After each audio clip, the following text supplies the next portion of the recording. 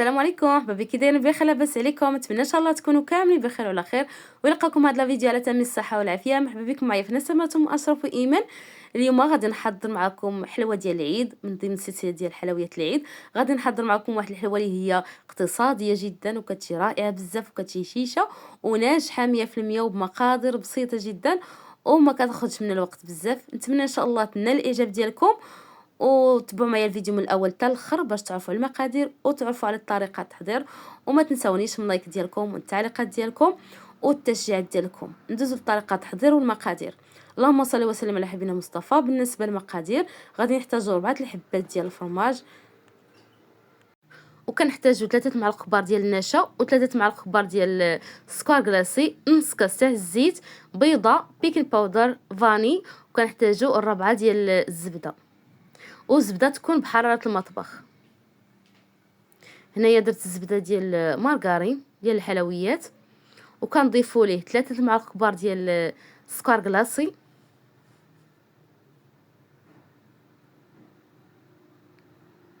وكنضيفوا كيس ديال الفاني،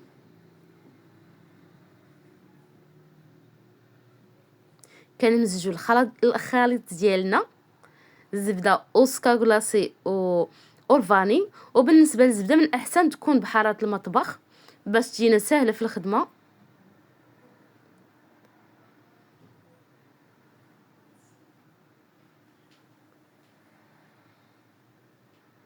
صافي من بعد كنضيفوا الفرماج، 4 الحبات ديال الفرماج، وكيجي فيها الفرماج غزال، كيجي فيه هشيش، يعني كتجي واحد المذاق اللي هو رائع بزاف. نتمنى ان شاء الله تنال الاعجاب ديالكم. صافي هنا كنخلطوا الزبده والفرماج والسكر كلاصي، وكنضيفوا نص كاس ديال الزيت،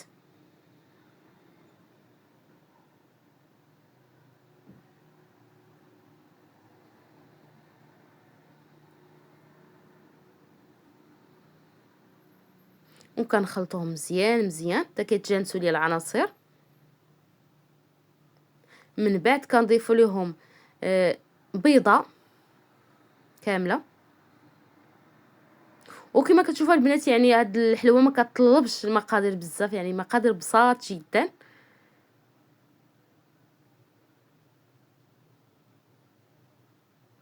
ومن بعد كنضيفوا النشا، 3 معالق كبار عامرين ديال النشا، مايزينا،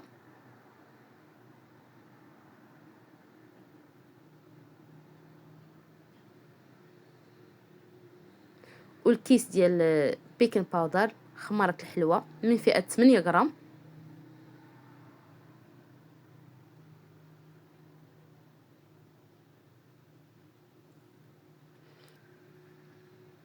ونتمنى ان شاء الله هاد الاقتراح ينال الاعجاب ديالكم وتجربوها، يعني كتجي رائعه بزاف وكتجي لذيذه وبمقادير بساط جدا، يعني ما كتاخذش من الوقت بزاف، يعني حلوه اقتصاديه.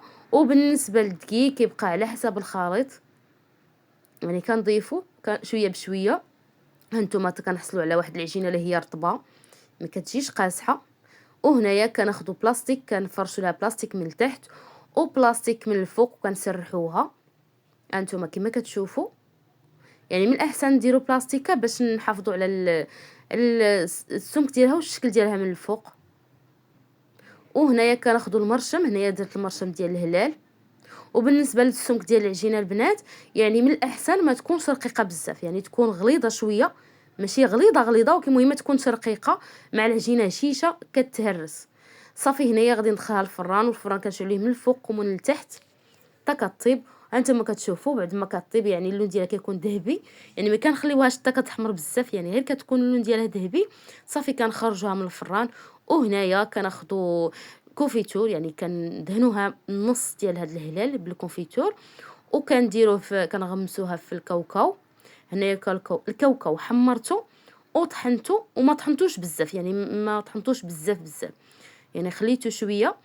وهنايا من بعد كنديروا النص الاخر كنغمسوها في الشوكولاط الاسود، وكيعطي واحد الشكل زوين صراحه.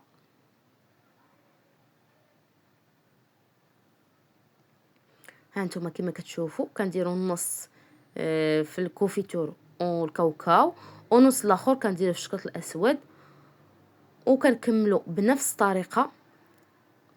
وكما قلت لكم البنات، العجينه ما تكونش رقيقه بزاف، يعني ملي كتقطعوها ملي كتسرحوها ما تكونش رقيقه بزاف، حيت العجينه هشيشه بزاف، يعني هشيشه دغيا كتهرس.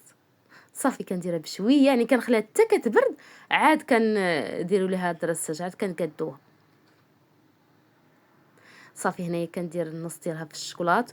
وبالنسبه للتزيين كناخذ واحد شويه الشكلاط ابيض، كنديرو خطوط على ديك الشكلاط الاسود ملي كينشف. صافي بنفس الطريقه غادي نكملوا كاع الكميه اللي عندنا ديال الحلوه. وصراحه عطاتني كميه زوينه تاع الحلوه، وغير بيضه وحده. صافي وهنايا هذا هو الشكل النهائي ديالو. نتمنى ان شاء الله تنال الاعجاب ديالكم وتجربوها. كما كتشوفوا كتجي حلوه رائعه بزاف، كتجي لذيذه وسهله في التحضير. انتم غتشوفوا كتجي هشيشه وكتجي رائعه بزاف. نتمنى ان شاء الله تنال الاعجاب ديالكم وتجربوها، وما تنساونيش من اللايك ديالكم والتعليقات ديالكم، بارطاج مع الاهل والاصدقاء، باش تعم الفائده ان شاء الله. وتبارك الله عليكم. فيديو جاي ان شاء الله، في امان الله.